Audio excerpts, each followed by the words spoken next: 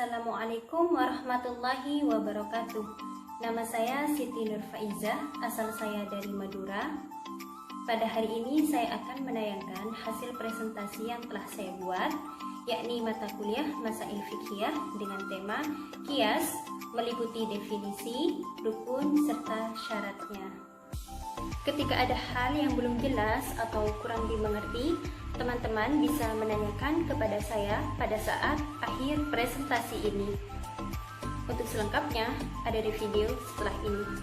Happy watching! Definisi qiyas. Qiyas menurut bahasa berarti mengukur sesuatu dengan sesuatu yang lain untuk diketahui adanya persamaan antara keduanya. Menurut istilah usul fikih seperti dikemukakan oleh Wahbah Az-Zuhaili, qiyas ialah menghubungkan atau menyamakan hukum sesuatu yang tidak ada ketentuan hukumnya dengan sesuatu yang ada ketentuan hukumnya karena adanya kesamaan ilat antara keduanya. Qiyas merupakan salah satu kegiatan ijtihad yang tidak ditegaskan dalam Al-Quran dan Sunnah. Adapun dalil tentang qiyas terdapat dalam Quran surat An-Nisa ayat 59. Selanjutnya ialah rukun qiyas. Rukun qiyas ada 4 macam. Yang pertama ialah al-aslu. Al-aslu ialah masalah yang telah ditetapkan hukumnya baik di dalam Al-Quran atau dalam sunnah Rasulullah. Misalnya khamar yang ditegaskan keharamannya dalam Al-Quran, yakni Quran surat Al-Ma'idah ayat 90. Kemudian, adapun syarat-syarat asal antara lain yang pertama, hukum yang ada pada asal bersifat tetap. Yang kedua, hukum yang hendak dipindahkan kepada cabang harus ada pada pokok. Kalau sudah tidak ada, misalnya sudah dihapuskan atau dimansuh di masa Rasulullah, maka tidak mungkin terdapat pemindahan hukum. Nomor 3, hukum asal bukan hukum pengecualian seperti sahnya puasa orang yang lupa. Meskipun makan dan minum, mestinya puasa menjadi rusak.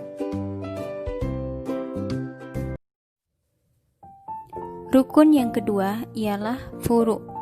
Furu' atau cabang adalah sesuatu yang tidak ada ketegasan hukumnya dalam Al-Quran, Sunnah, ataupun ijma' yang hendak ditemukan hukumnya melalui qiyas. Misalnya, bagaimana hukumnya minuman keras whisky.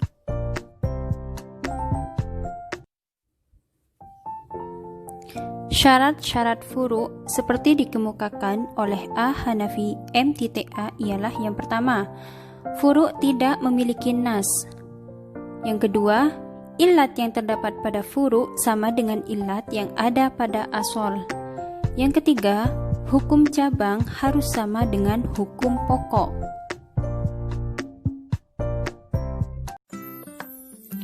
Rukun yang selanjutnya yakni nomor 3 ialah hukum asal.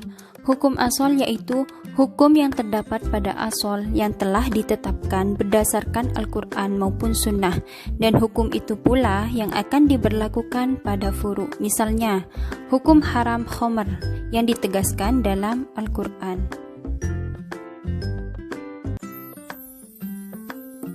Syarat-syarat hukum asal antara lain yang pertama, hukum asal bukan merupakan kekhususan bagi Nabi Muhammad SAW. Yang kedua, berupa hukum syara yang ditetapkan oleh nas, yakni Al-Quran atau hadis. Yang ketiga, hukum asal hendaknya dapat dicerna oleh akal atau makul makna. Rukun yang terakhir ialah ilat. Rukun yang satu ini merupakan inti penting bagi praktik qiyas, karena berdasarkan ilat, hukum-hukum yang terdapat dalam Al-Quran dan Sunnah dapat dikembangkan. Ilat adalah suatu sifat yang ada pada asal yang menjadi landasan atau sebab adanya hukum pada cabang-cabang. Misalnya, sifat memabukkan pada khamar.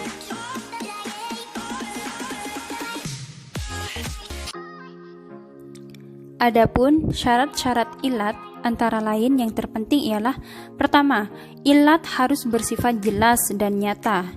Yang kedua, Ilat harus ada hubungan kesesuaian dan kelayakan antara hukum dengan sifat yang akan menjadi ilat. Yang ketiga, ilat harus dalam bentuk sifat yang terukur, keadaannya jelas dan terbatas sehingga tidak bercampur dengan lainnya.